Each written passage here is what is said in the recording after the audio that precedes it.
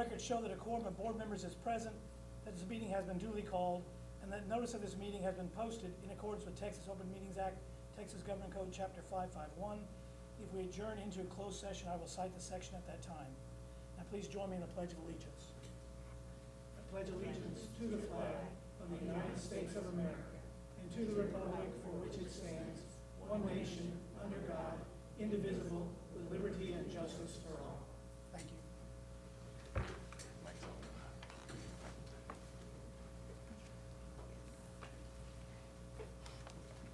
First item is roll call. Darrell Owens. Here. Felicia Moody. Here. Maria Douglas. Here. Debbie Villagomez. Here. Sean Glovier. Here. Andrew Bisco. Here. John Clark is present. We have a full board. Thank you all. Next up will be public comments on agenda items. So we pull the list.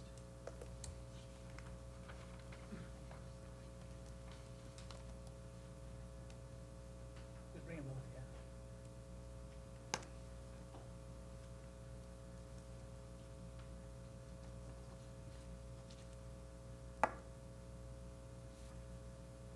We have no one who's signed up to speak on the agenda items.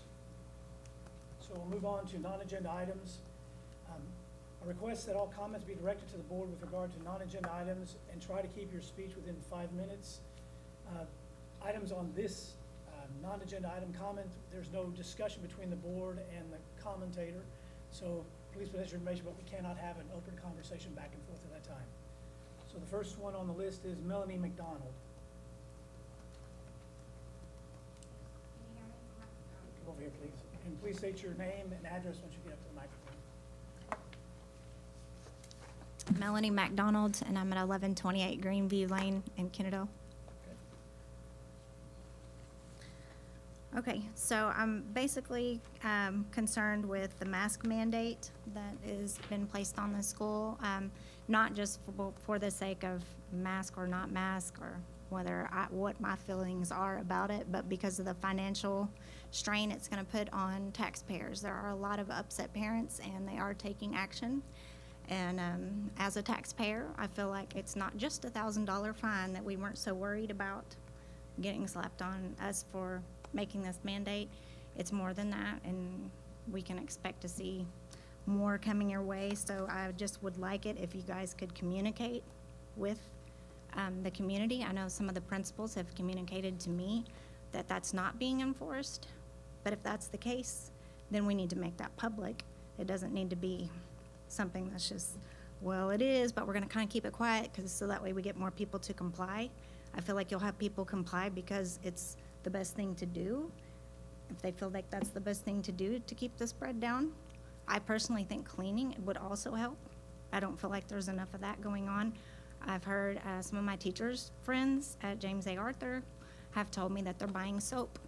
They don't even have soap at the school. I've also heard that there's mold in the classrooms. I've subbed up there, I've seen it.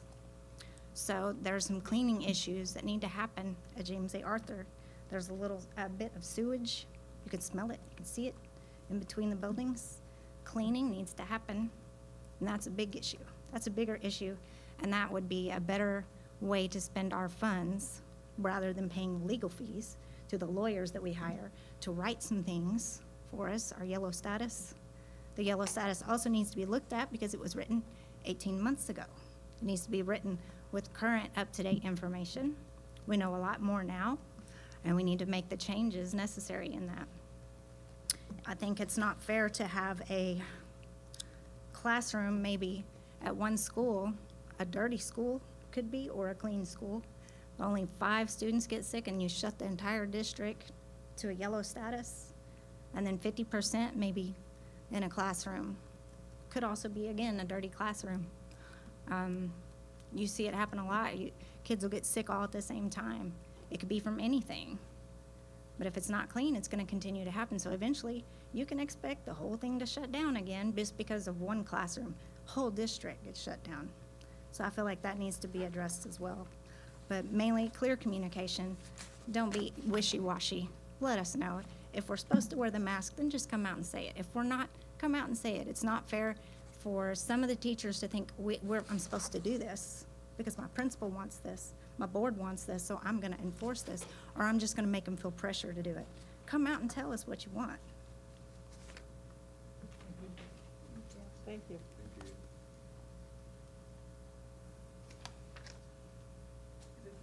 Ken Coons, is that right?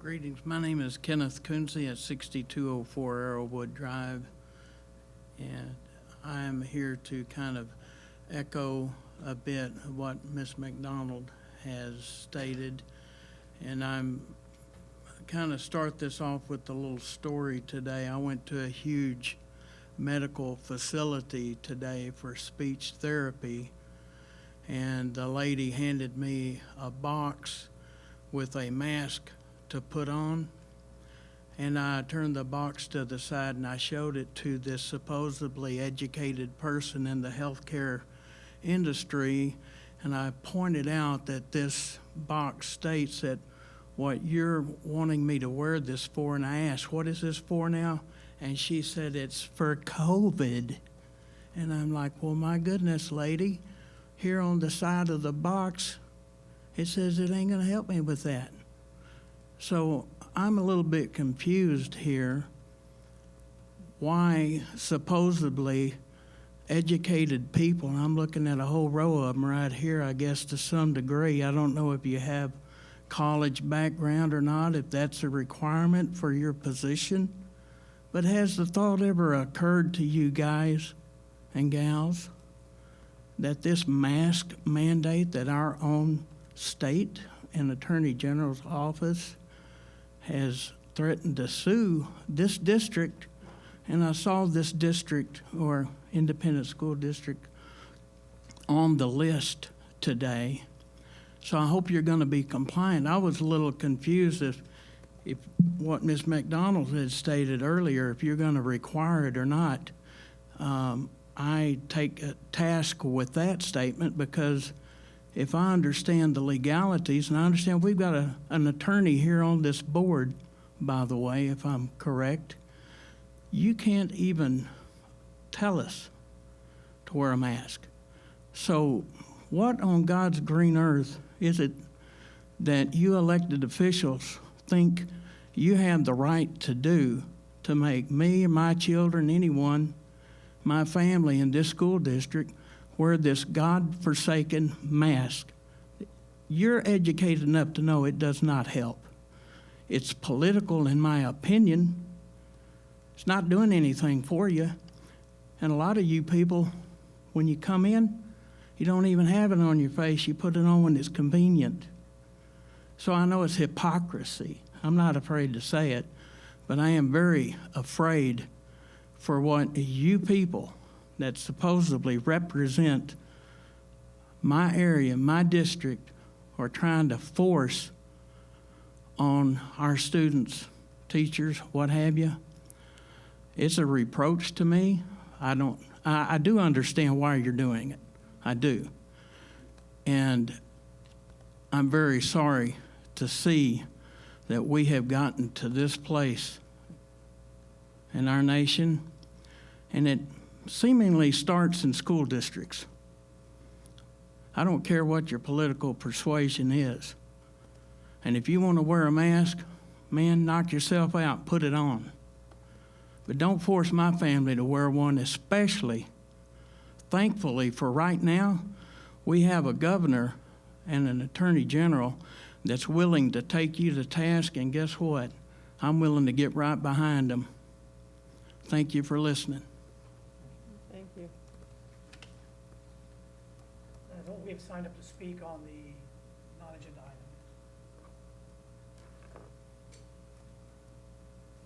Next up is item 5, special district recognitions. Mr. G. You have the Paul Awards in there. You're trying to read through all of those. You have an attorney that you need to visit with, Okay. so I'll just let you look at the Paul Awards on your own. Right, So we'll move on to item 6, which is personnel, and within item 6 is a matter involving a closed session, which is other matters concerning personnel. We will now adjourn into closed session pursuant to Texas Government Code Section 551.071 and 551.074.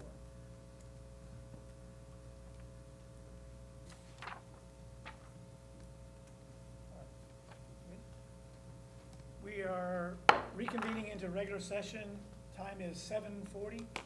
We are returning to items 6A and 6B, which are personnel issues with Mr. G. Anything on those issues we need to discuss? Pretty so. All right. Then we'll move on to item 7, which is the consent agenda. All items on the consent agenda may be addressed in a single motion unless a board member wishes to remove an item from the consent agenda. Does anyone request to remove any specific item from the consent agenda?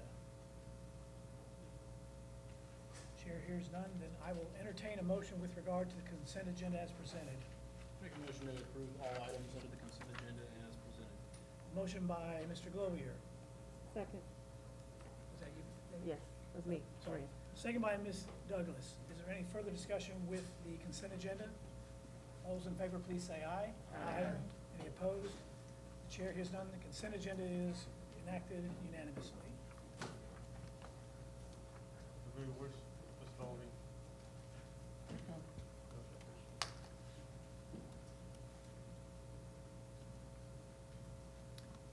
Are they ready? Ms. Holden, you're about to be up.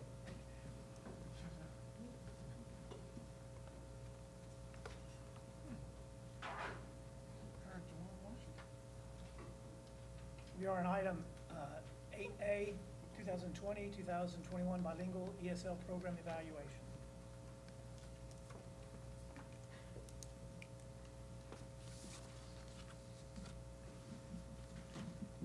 Good evening. Hello. Last week, you got a 4-page report. It was our English learner evaluation, last year's evaluation, 20 to 21. And, sorry, I just got to catch my breath.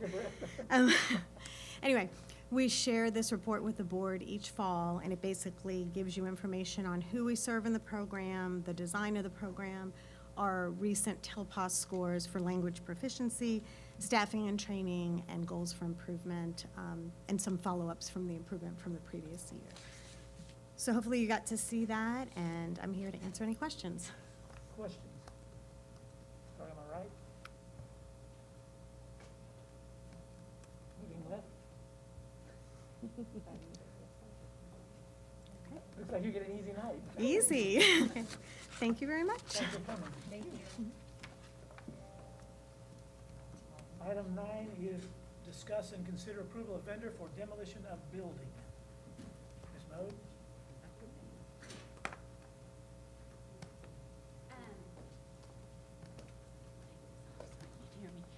There's not a whole lot to talk about on this. I just had to put it out there because the cost was over $50,000. It was pre-approved to have this torn down about a year and a half ago when we were doing the roofing stuff. So we're just at that point. We had talked about doing it at Christmas time, but reaching out to a local vendor here who's also a tips vendor, he could do it Thanksgiving, and we're kind of ready to do it. The building is getting worse. It's smelling, and it's just time to take it down. So that was why it's on the agenda. We want to go ahead and get it knocked down. We do have doorways that we're going to repurpose to shut that end of the building off, and then we can start looking at what we want to do with that area. Do we move a playground? Do we create more drive-through space, which I think would be a good thing there to help with the congestion there around the building. But that's why it's on here. That's the cost. He's a local vendor. We've used him in the past. I'll be honest with you, I was out with COVID, didn't have time to get a bunch of other vendors, and he is a vetted vendor here in Kennedale with the TIPS program and co-op. So he's been fully vetted, so we're good to go. Do y'all have any questions? Starting on the left. Moving to the right. I do have a quick Oh, question. go This is already in the budget, right? We have the budget money for this, we're not. No, that's why I'm asking you for Okay. the additional money to turn it down. Now, it was budgeted to tear it down, Down. but we didn't have the dollar figures on it yet. So where would this money come out of? What pool of funds would this money come out of? General fund. Okay, general fund. Any other questions? What's our current general fund balance? That's Jimmy. Sorry. Don't know yet. Somewhere above $11 million.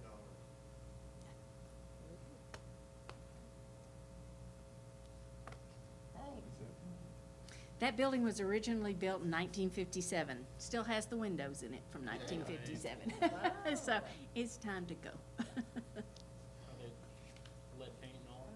They've already done the asbestos testing and already we've done all the environmentals on that.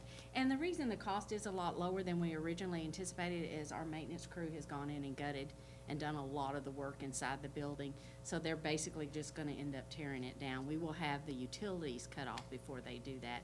So it's strictly, they're gonna be demolishing that into the building. Originally, we were looking at $170,000 was the estimate to tear it down. This is substantially lower than that. Yes, yes. Yeah, I'm so happy with our the- guys did it in-house. But I want to ask the question, are there any additional expenses anticipated on top of the number that we have? Not at this time. We just never know what could happen with that. This is strictly demo. They've already done the pre-prep as far as the lead and the asbestos and they will get all the permits to take the stuff to the dump and all that fun stuff. But we don't anticipate anything else other than, and that will come through our operating budget, when I cut the utilities off, when I cut the, sprinkler system. Cause that area is still sprinkled and we still have air conditionings there. They're not running, but like we did turn it back on when we had the ice, the freeze, we were able to turn those units back on so we didn't have pipes busting in that end of the building. And those are just some continued, it's not a big expense, but it is still an expense that we're using in an area we're not using. So there's really no reason to keep that up and going on there. Question that follow up with Darryl, there's no structural issue with when you separate that building with the existing structure, it'll fall free? There's actually a break line. If you look at it, that was kind of built on in bits and pieces. It's, kind of like the double wide that they kept adding on to. That's one of the little add-on. I'm sorry, that probably wasn't, that's a Texanism, sorry. It's accurate, and we know. But, you see the main building, and then they added a little more, and then they added a little more, and added a little. There is a clear-cut break there on that, so. Anything else? Over the Thanksgiving holiday, they don't. He says he can do it over the Thanksgiving holidays. The flip side of it is if say weather or whatever happens, we would just move it to the Christmas holidays. That's why I originally had chosen the Christmas holiday, because there's 2 weeks there, and we usually don't have 2 weeks of bad weather. But we've been known to have a week of bad weather, so that will be our backup plan. We're just trying to move things on because we've got a lot coming up in the spring that we're gonna be dealing with. And just some of the stuff that's happening with congestion around Delaney, I just feel like if we open that area up, that'll give us some other options to look at to maybe help alleviate some of that there, so. Anything else? Thank you much. Thank you. Then I'll entertain a motion with regard to approving Classic Services to perform demolition of the building as presented. Mr. Chair, I make a motion to approve Classic Services to perform demolition of the building as presented. Motion by Mr. Owens. Second. Is that you, Sean? Yep. Second by Mr. Glover. Any further discussion? Any other questions? All those in favor, please say aye. Aye. Any opposed? Chair hears none. That motion passes unanimously. That brings us to item 9B, discuss and consider approval of budget amendment number 2 for demolition of building. Mr. Adams.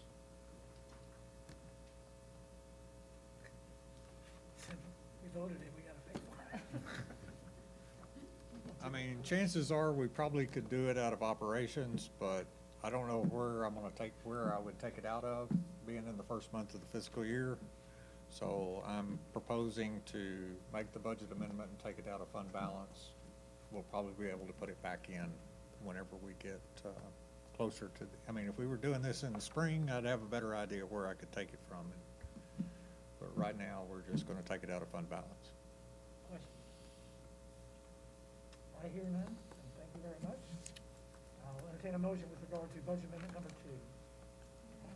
Let's see, make a motion to, that's the wrong one. This one.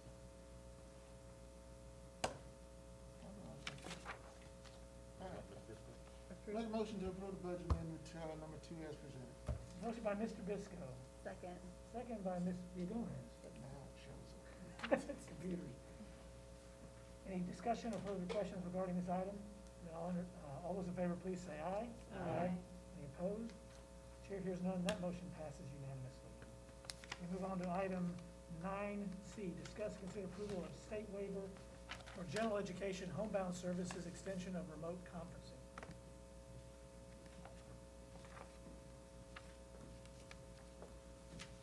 Evening. In your packet, you have 2 waivers that would allow us to serve students who are receiving instruction via homebound, to serve them remotely if they need to due to their medical condition. I will just remind that the information you have in your packet is confidential and student information is provided. So can you present on both motions so we can perhaps look at them back to back? Is there anything else you present different with regard to either one of those motions? No, sir, no. They're the same, just we have to present a waiver per student request to TEA. Questions from the board? Let's start with regard to the first waiver for general homebound services. Any questions regarding that first one? Yes. Okay. Any questions? So if the waiver is granted, the affected student, I know we're talking about student one, but it applies to both of them. This is basically for funding? Correct. So for general ed homebound, we have a teacher that goes into the student's home for 4 hours a week at minimum, and we receive funding for them for attendance. And if this student, for some reason, due to the state of the world today, can't have anyone in their house, we can serve them remotely and still receive funding. This is what that waiver would allow us to do. Very good. Any other questions with regard to waiver number 1? I'm not rushing y'all, but I just want to make sure we're on the same page.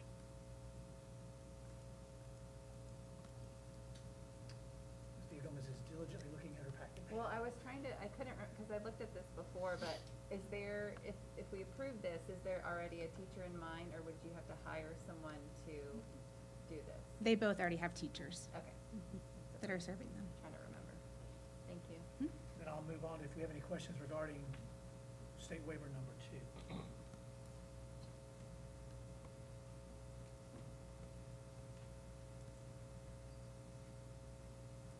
I'm looking, I'm sorry, I gotta look and get eye contact to see if anybody has any questions. Do your scan. Okay, I start on my left, all right. I don't think you have any additional questions. Unless you- yeah, okay. Thank you very much. Thank you. Then we will do these in order. I'll entertain a motion with regard to state waiver number 1.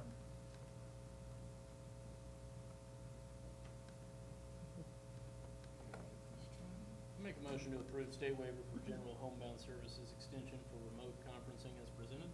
Second. Motion by Mr. Glover and a second by Ms. Villagomez. Is there further comment or questions?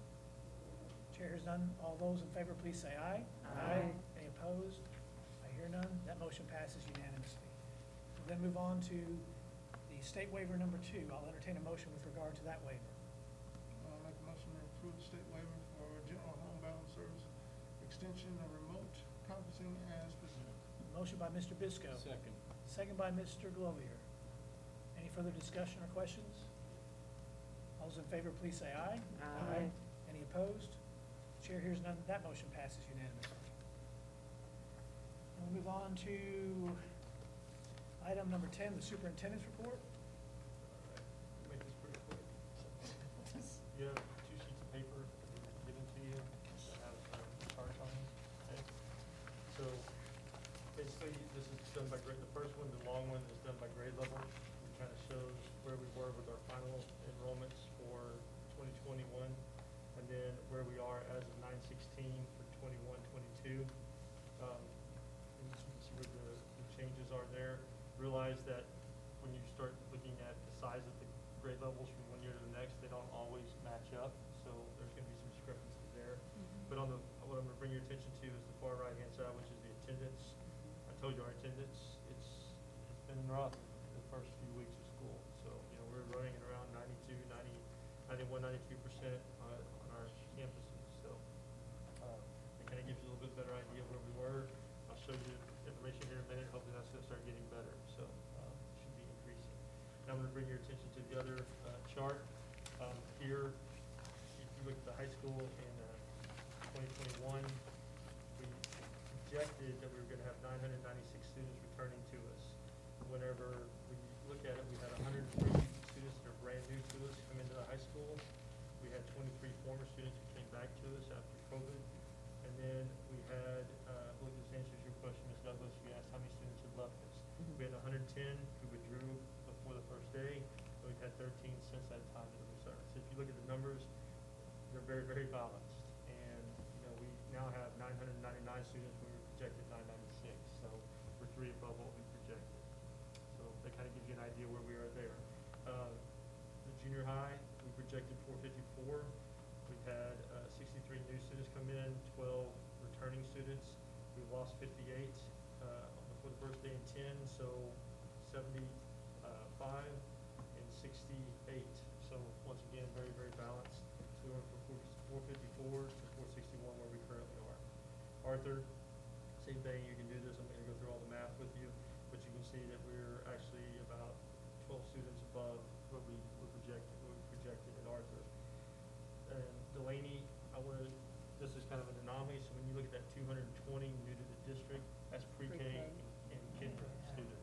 So those were not counted in our projections, we didn't know what they were, so that's where those numbers are coming from. So when you really look at it, we're up at Delaney, but a lot of it's because of our pre-K enrollment. And we went the full day with them. And then Patterson, once again, we're up fairly significantly there as well. So it kind of gives you an idea who's gone, who's gone. But, you know, it's a constant deal with the mobility with our students. And I try to explain that all the time. They come to us and they leave us. All right, so then there's the numbers looking at our enrollments, attendance, and then they had questions on those sheets. Did I explain them? All right. So I've said it a couple of times since we had this conversation, but how do these numbers compare to the projections that we thought we were going to have? Well, that's what Listed in the- projections are on the left-hand column right here. And this is where we are right now. Projections, okay. This section, this projected right here. This is what we, That's actual. I realize that these projections didn't have pre-K and kindergarten. That's what I was saying. That's a big anomaly number right there. I got you. Because of those, they were projected into that. So when you add that in, it will be more closer to balance over here. Anything else on your end? Okay. And we'll move on to item 11. Oh, wait, sorry. You got something? Let me go over see real quick. Okay, sorry. So this chart here, I was gonna show you where you can see on 8/20, the first week of school, we had 21 students and 1 staff member. And then by the 27th of August, the numbers jumped way up. And then they kind of stayed there, but you can see that they're trending down now. And so this 9/17 over here, that's tomorrow's date, because that's what if you look at the asterisk down here at the bottom, we're gonna have those many students coming off this number on the 9/16 date that will be coming off. Now, that's not with any new cases that will be coming back on, so that would be added to it, but right now, this is what we're anticipating for tomorrow with our numbers. So, much better shape than where we were. Good. All right? Thank you. Great. And then the SMORE reports are basically the principles, you have those in your packets. Do you have any questions? Please thank them for continuing to give us that information. I know it's a hassle to write it out, but please tell them thank you. Yeah. All right, Good? good. Good, all right. We'll move on to Thank you. item 11, board discussion. I think the only thing we gotta confirm and make sure is our October meeting is 21st. 21st. Does anyone have any problems with the 21st? Just with the plan? All right. Any other items that board members want to bring up that will not create a whole lot of controversy? Yes, I just want a reminder. Where's the fun in that? Just a reminder about the chili cook-off, so we do have the official form. It is November 13th from 6 to 8, and as we talked about before, we decided we were gonna participate, and Ms. Villagomez was gonna take the lead, but we do have the form that we need to fill out. And if I recall, there's a couple, I think there's like, $15 for the table or something like that, so there are some Fees? nominal kind of fees. I'll take care of the fees, whatever it is, so I'll pay the fees, whatever Okay. else, you don't have to worry about. But we So- do need to all be there and participate. Yeah. What You day? have to- November 13th from 6 to 8 p.m. And I don't have to take the lead, because someone else said they were gonna make chili. I am not a chili cooker. Give me Was it a can, you, I'll do Mr. it just Michelle? fine, you know. Who else said they made it? I'll make Oh, chili. Mr. I'm G. gonna do one for central admin. So we're Okay. competing with Central Ad, so Yeah, at least I have to try. Well then. Aha, done. We have to Challenge lose, you know, accepted, because huh? otherwise they'll be mad at us, so. Mad at us either way. That's not in my blood. So the date again, let's make sure everybody has a date. November 13th from The time? 6 to 8 p.m. I mean, you just have to be there and help bowl out, dish out chili and talk Right. to people, but, you know.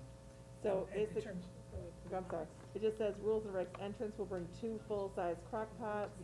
We will be provided with the sampling cups and spoons, where they will give us a table. We have to supply our own tablecloth, any marketing material that we want, if we wanna put something, you know, about the school board or anything, we can do that. And then entrance must also provide an item for the raffle, and items must be at least $25 value or higher. Gift card, We- Amazon. gift card. Yeah, we could, yeah. Well, Everybody like- now, I there, don't do that. I don't know if it's if it's right for us to suggest this, but when my daughter was in high school, they offered cheerleader for a day. And, so I don't know if that's under our Nobody thing or wants to not. be school board. no one wants to go over for it. You want these emails? Here you go. Have them come and gavel us in and gavel us out, you know? Oh my gosh. We can talk about all the excitement we're doing. Yes. There was one thing I wanted to show you, that we have got the RFQs from the attorneys. We are going through those right now. We might need to call a special meeting to sit there and be able to, bring that recommendation, possibly bring, What's the deadline? we're looking, you kind of set the deadline yesterday, and I don't have it memorized, what we were talking about. The RFQ, are we talking about the architect RFQ? The RFQ's already in, but we're now going through them, which, we're supposed to have those kind of gone through by the 23rd. Yes, Yeah. yes. Okay. Can we just make it We part- got 12, we got actually 12, qualifiers that, sent their stuff in. We'll be going through that in the next week. We were kind of looking at, because there's a couple of us at admin that won't be here the last week of the month. So we were looking at possibly having the list down to 3 to 6 candidates for y'all to look at. And we didn't know if you wanted to do that in special session, or if you wanted to do it at the regular board meeting, so, Or do you just want us to bring 3 firms to you that we feel like and have them do a should presentation. do presentation? I like the idea of 3 of them coming for a presentation. I like the latter as well. Yes. Can we do that on the 21st? I mean, they're gonna, be 10-minute presentations each, or are they gonna be longer? Well, you than can limit their time, but that doesn't mean that they honor it. 21st, this I've had that experience. Like 5 days from now? No, No, the 21st, No, regular meeting on the October 21st. Or we do a special meeting and we just have them come present at that Okay, special yeah. meeting. And What then is that- y'all's You can preference? make the decision on the 21st of who you wanted to go with. I think, for me, having a special meeting, so we can get that, and then we can vote on it the next regular meeting, so we can get the process started, so we can get some of this stuff moving and You Does can that vote work? it on at the special meeting too. Does that work for your But if you time? wanted to deliberate Yeah, on they it, said take the your time, 23rd then is that the would be. deadline. The deadline's the 23rd? That's why I think you said the 23rd, you wanted to have it, That's when, the, for lack of a better term, purchasing committee, Mr. Adams, Mr. G, myself, and our purchasing specialist to make sure all the legal dots and Ts and our stuff are crossed. We're gonna pull that together and then come up with a recommendation of 3 to 4. What do y'all think? Or the I highest. think we're looking at the first week of October. First week of October for the special meeting, is that what we're thinking? Yeah, I would say if we're gonna do it in the first week of October, somewhere along 7th? in there, to give you plenty of time Can everyone make a meeting on the 7th? Okay, so we'll plan for a special meeting on the 7th at 7? Is that timely enough? Okay. And then we'll have our regular meeting on the 21st. And do you want presentations that day? The 7th, Yes. yes. Please. All right. Presentations on the 7th. On the 7th, And then we can vote on the 21st. we'll vote on the 21st, give you all time to chew on it and think about it before we Yes. show up on the 21st. Perfect. Can I have your, Yes. Any other items for discussion? I have one item for discussion. Yes, ma'am. The first one is to, from the board's perspective, is to recognize Tracy. I know we did the pop announcements, but she was recognized at the football game. I was there And, for that. yes, we were here, so very good, congratulations. I'm very proud of you. And then, I know the policy and procedure for recognizing the principals, and they're not here today, so if you all will take that we understand that they're in the thick of it, and they are the ones that are having to deal with our decision. I think they're handling it the best that they can. So if you will convey to them that we know that they're in a tough spot, we appreciate their support and fielding off the positives and the negatives of what we voted for, but they're not alone. And we And we appreciate that, support because Dr. Vu gave them the night off tonight, because Oh, they've very been good. dealing with subs and sub shortages Yes. and trying to fill spine. They've been dealing with a lot, so. They have been, and We the just kinda teachers gave as them- well, but I know the principal's the leader, and they get it all, so. Tell them we said they. Thank you for doing that. Anything else? And once again, congratulations, Tracy. Yes, Well congratulations, deserved. I know you don't like, No, she you know, doesn't. attention, but, well deserved. And we are adjourned at 8:06. Do you have something, Mr. Adams? There's a questionnaire from the auditor at your place if you want to fill it out. Meeting You want tonight? to tonight? We can do it? It takes 30 seconds. No, we won't take long. We are adjourned at 8:06, and y'all complete your paperwork.